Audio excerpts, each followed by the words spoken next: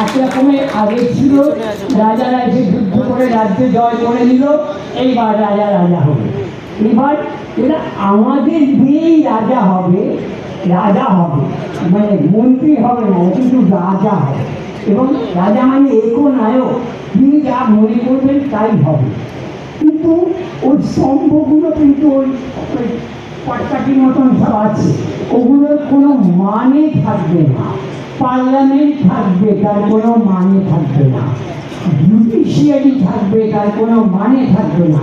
যারা এই রাজা গণতন্ত্র ঠিকমতো চলছে কিনা তাকে খবরদারি করবে, যে সমস্ত স্তম্ভগুলো আমাদের সংবিধানের মধ্যে ছিল, সেই সমস্ত স্তম্ভগুলোকে অকেজো করে দেওয়ার ব্যাপারে তারা সর্বশক্তি প্রয়োগ করেছেন এবং তারা অনেকটাই সফল হয়েছেন, অনেকটাই সফল হয়েছেন।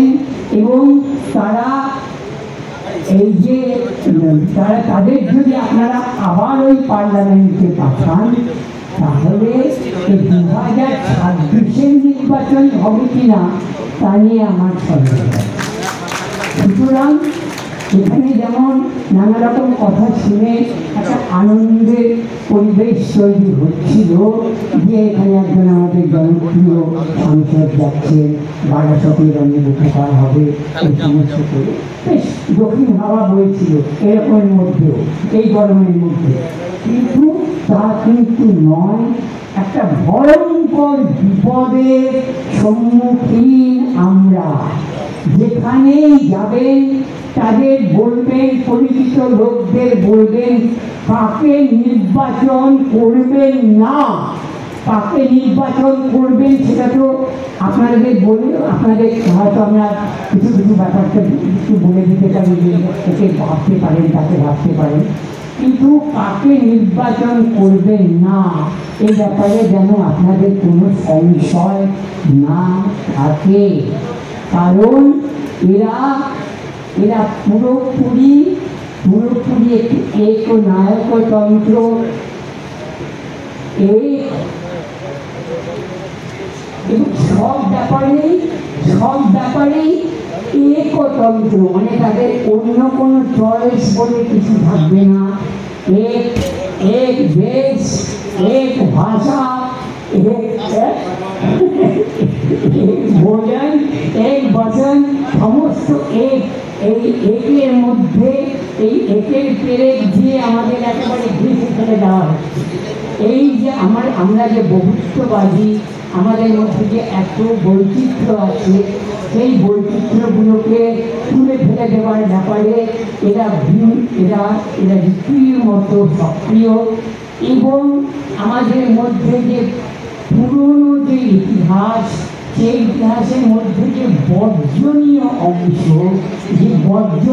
অংশ, জাতিভেদ, উচ্চ বংশীয় নিচু বংশদের নোংরা জাতি বলে মনে করবে, নিচু চোখে দেখবে, এই সমস্তগুলোকে এরা আবার নতুন করে প্রতিষ্ঠা করবার চেষ্টা করছে।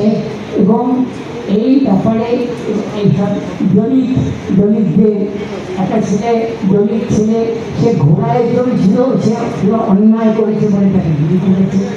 ব্যাপারে কে পাঁঠার মাংস খেতে পারে বলে মনে হচ্ছে বলে তাকে গুলি করেছে। এরকম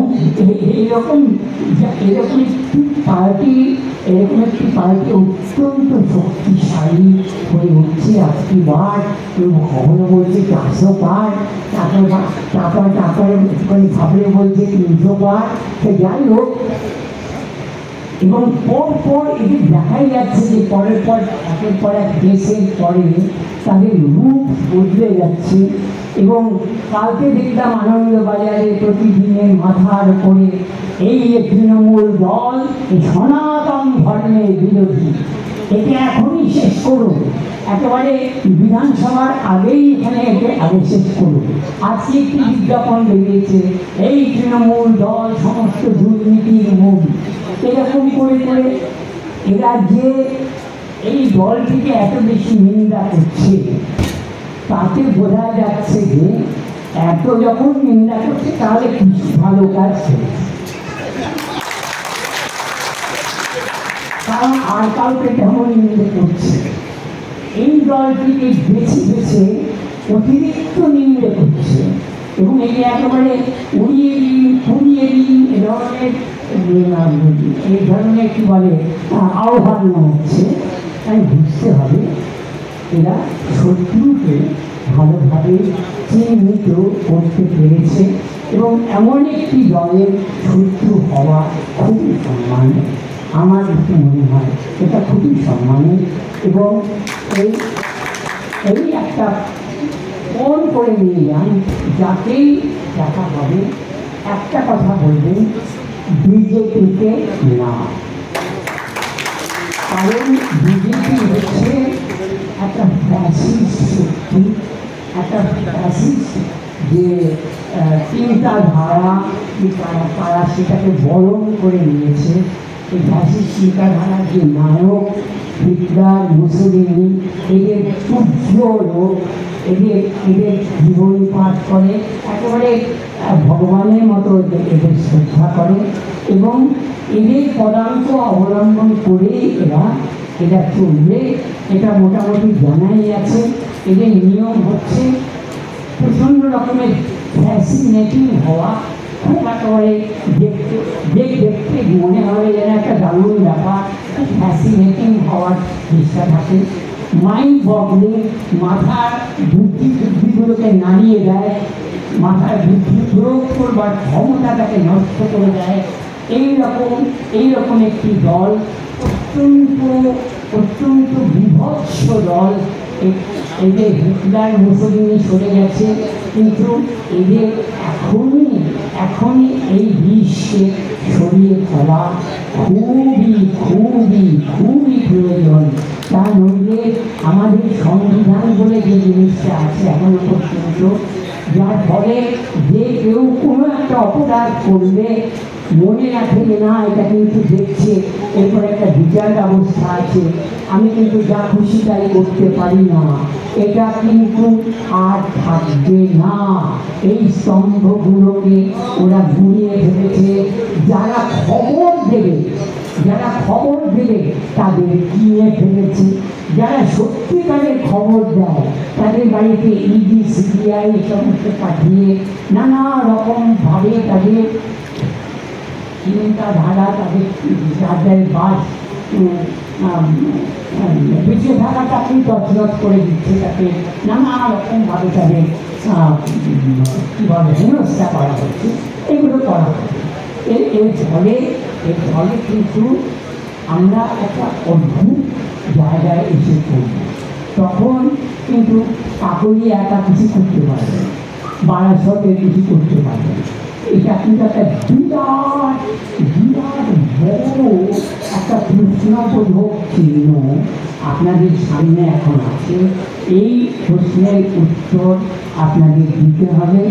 এখানে যে কাজটা করবার সেটা করবেন এবং যাদের সঙ্গে দেখা হবে তাদের বলতে হবে যে এই মানুষে যে বিভেদ সৃষ্টি করে এই দেশটাকে শেষ করে দেওয়া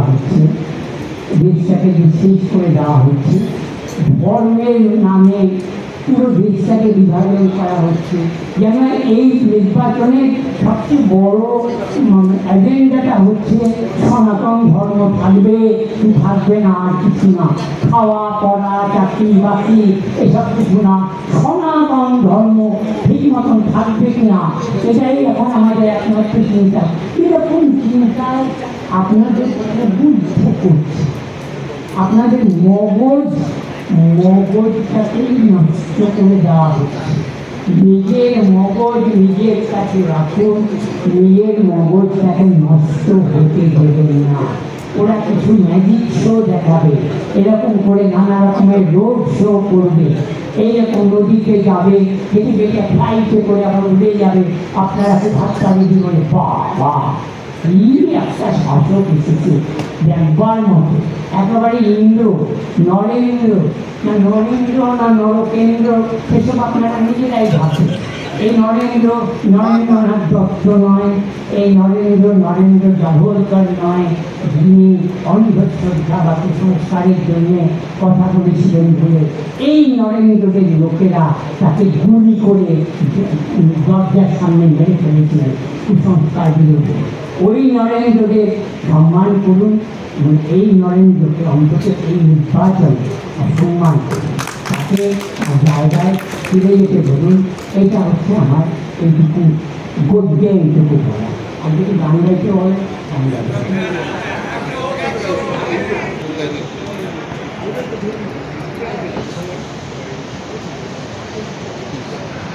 একটা ছোট ক্লাবের জন্য গান লিখেছিলাম,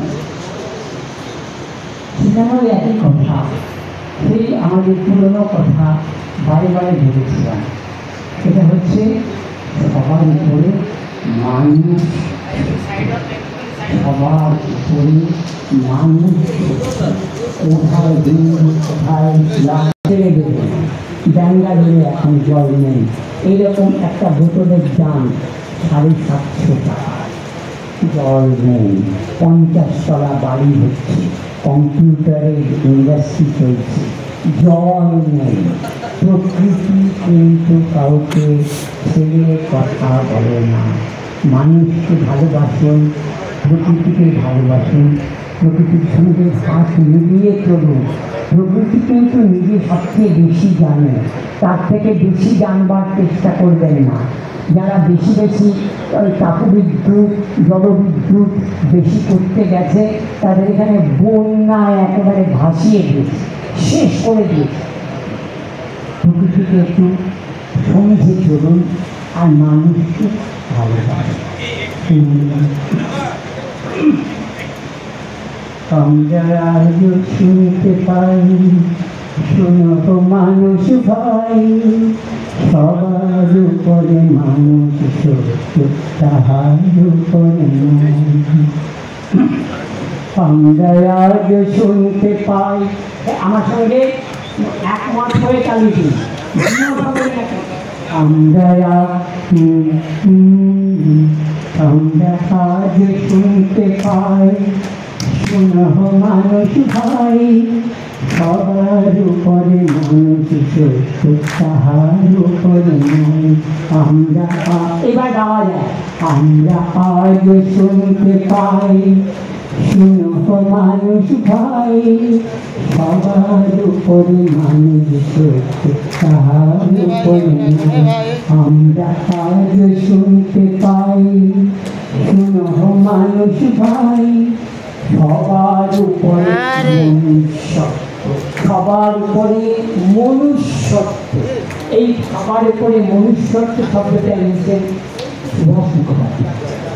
আমরা আজ শুনতে পাই, শোনো মানুষ ভাই, সবার উপরে মনুষ্যত্ব, তাহার উপরে। তাই গাই এই কোথায় মানুষের জয় গান, তাই গাই এই কোথায় মানুষের জয় গান।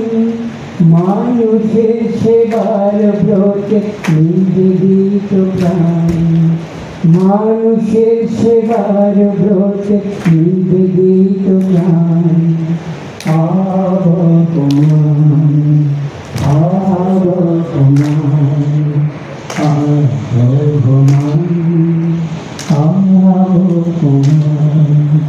মানুষের সেবায় মানুষই সহায়, মানুষের সেবায় মানুষই সহায়। পাই যদি ভালোবাসা বাধা আর কোথায়, মানুষের সেবায় মানুষই সহায়। পাই যদি ভালোবাসা বাধা আর কোথায়। তাই গাই এই কোথায় মানুষের জয় গান, তাই গাই এই কোথায় মানুষের জয় গান। মানুষের সেবার ব্রতে নিবেদিত প্রাণ, মানুষের সেবার ব্রতে নিবেদিত প্রাণ।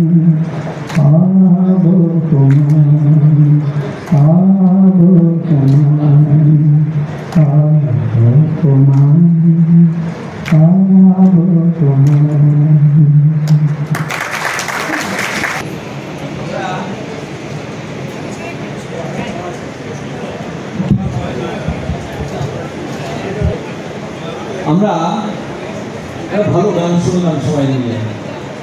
অনেকক্ষণ ধরে আমরা বক্তব্য শোনার পর আমরা কিছুটা আনন্দ পেলাম।